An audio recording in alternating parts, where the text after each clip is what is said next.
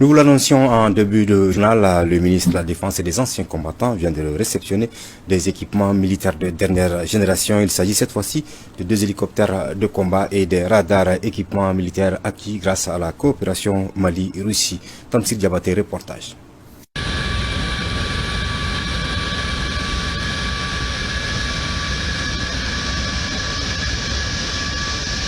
Qui veut la paix prépare la guerre. Pour mener à bien une guerre, il faut se doter des équipements adaptés. Le Mali et la Russie sont désormais dans cette dynamique de coopération. Ce mercredi 30 mars 2022, le ministre de la Défense, colonel Sadio Kamara, tout heureux réceptionne 2 hélicoptères de combat et des radars de dernière génération.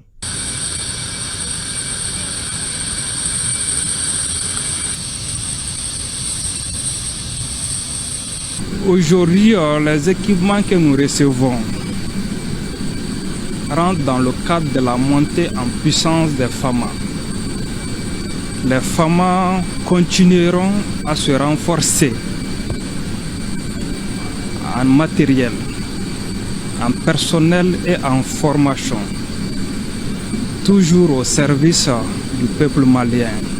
Ainsi se précise et se renforce davantage la montée en puissance des forces armées maliennes. Et pour les autorités de la transition, la question de la défense de la patrie n'a pas de prix. Et le ministre en charge de la défense ne va pas avec le dos de la cuillère. Aucune pression exogène ne nous fera douter de la justesse de notre combat. Aucune manipulation médiatique n'entamera notre morale. Nous ne connaîtrons pas de repos tant que nos braves populations ne retrouveront pas une vie meilleure.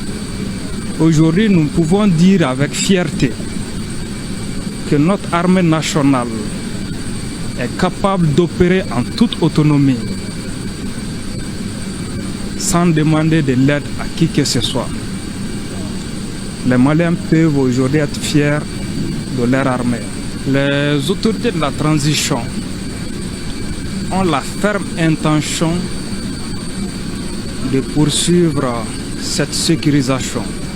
Malgré le contexte économique et sécuritaire mondial marqué par quelques tensions, nous gardons le cap.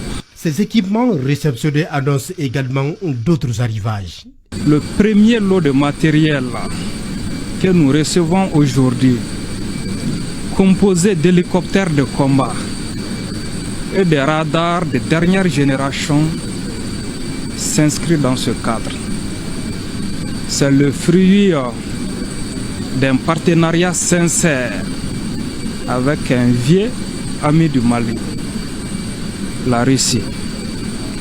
Je voudrais profiter de votre micro pour remercier et saluer le peuple malien qui a accepté d'abandonner d'autres priorités pour doter l'armée malienne. L'acquisition de ces équipements dénote que la coopération entre le Mali et la Russie est au beau fixe.